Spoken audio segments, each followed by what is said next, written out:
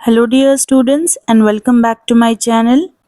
In today's video we are going to discuss most important inter first year civics questions, LAQs, long questions with answers, and I'm going to explain them in detail.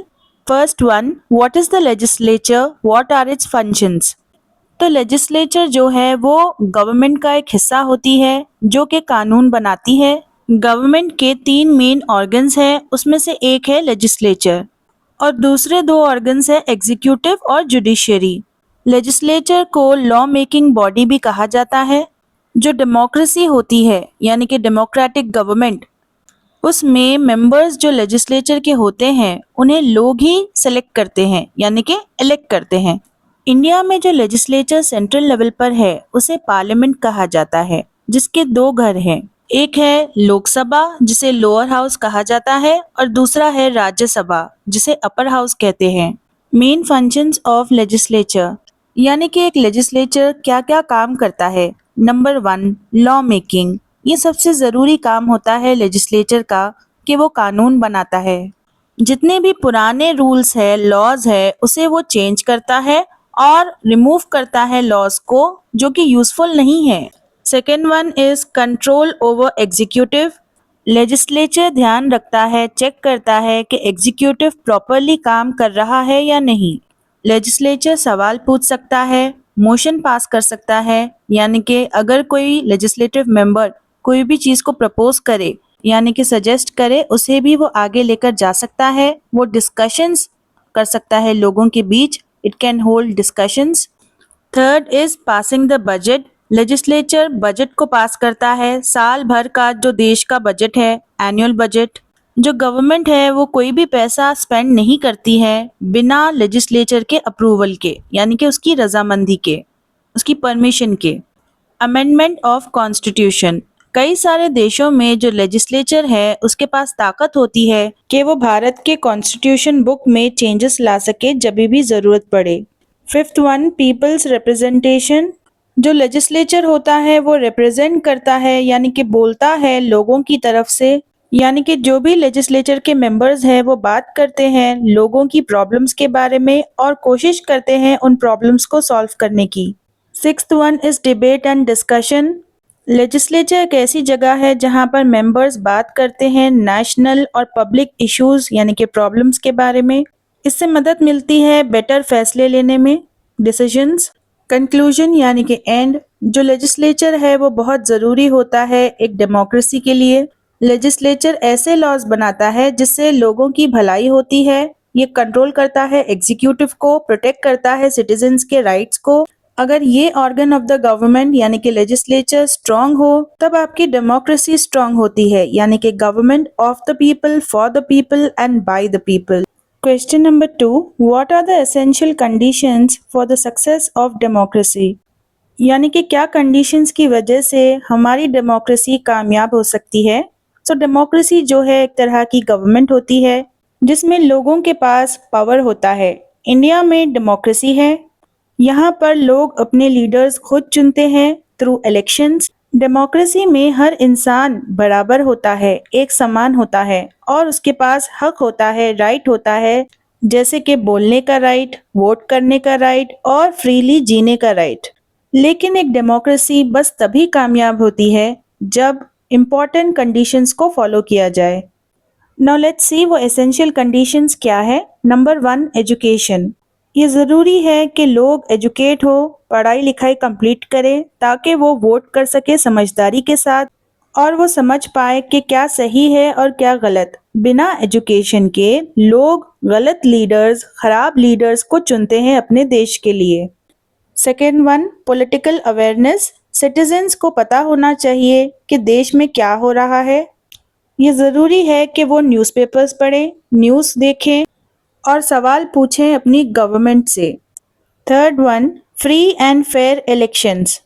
हर 5 साल में elections होने चाहिए। Elections बहुत ही सच्चाई और ईमानदारी के साथ करने चाहिए।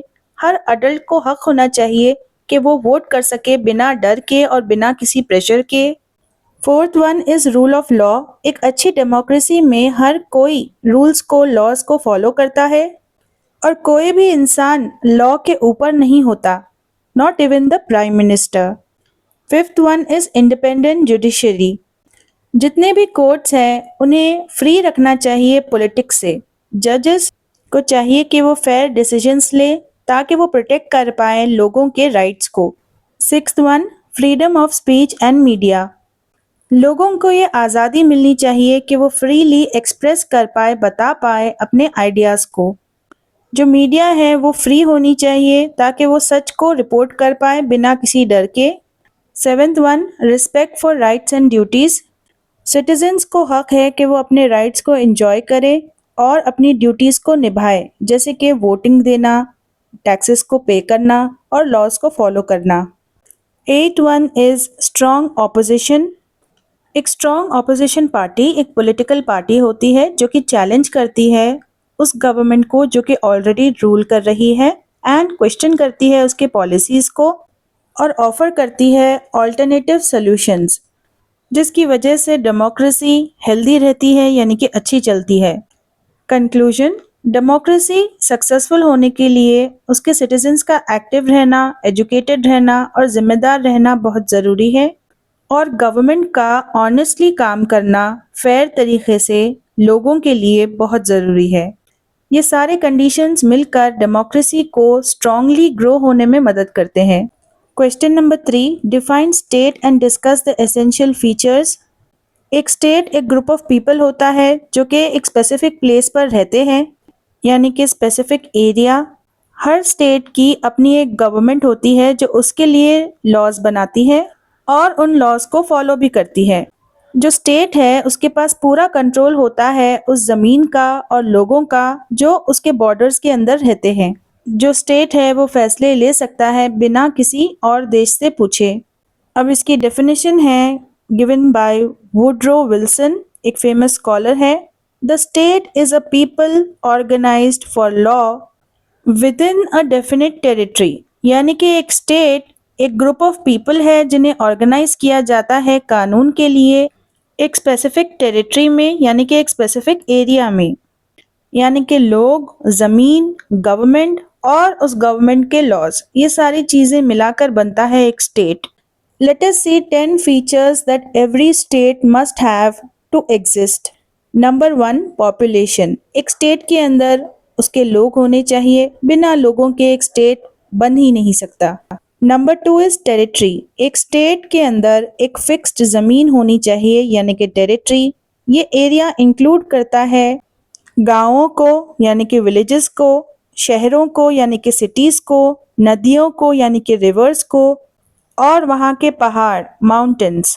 Number 3 is government. जो गवर्नमेंट होती है वो एक बॉडी होती है जो कि रन करती है, चलाती है एक स्टेट को। वो वहाँ के लॉज बनाती है, टैक्सेस को कलेक्ट करती है लोगों से और मेक श्योर करती है कि रूल्स को फॉलो किया जाए। नेक्स्ट वन, सोवरेंटी, जिसका मतलब है पूरी ताकत, फुल पावर। जो स्टेट है वो बिना दूसरे देशों के इंटरफियरेंस के यानी कि दखलंदाजी के अपने फैसले खुद लेता है। Fifth one is recognition. एक स्टेट ज़रूरी है कि वो रिकग्नाइज किया जाए, पहचाना जाए दूसरे देशों के ज़रिए। तो रिकग्निशन बहुत ज़रूरी है इंटरनेशनल रिलेशनशिप्स को बनाने के लिए, यानी कि दूसरे देशों के साथ इंपोर्ट एक्सपोर्ट करने के लिए। Sixth one is legal system. एक स्टेट के पास अपना खुद का एक लीगल सिस्टम होता है जिसमें लॉज होते हैं ताकि स्टेट को प्रॉपर ऑर्डर में चलाया जा सके और सोसाइटी में फेयरनेस लाई जा सके। जो लीगल सिस्टम है वो लोगों के राइट्स को प्रोटेक्ट करता है। Seventh one is economy. So economy एक ऐसा सिस्टम है जिसमें आप बाई करते हो, सेल करते हो गुड्स एंड सर्विसेज। तो एक स्टेट को आना चाहिए मैनेज करने उसकी इकोनॉमी को। एक स्टेट कलेक्ट करता है टैक्सेस, मेक श्योर करता है कि लोगों के पास उनकी ज़रूरत की सारी चीज़ें पहुँचे जो जीने के लिए ज़रूरी है।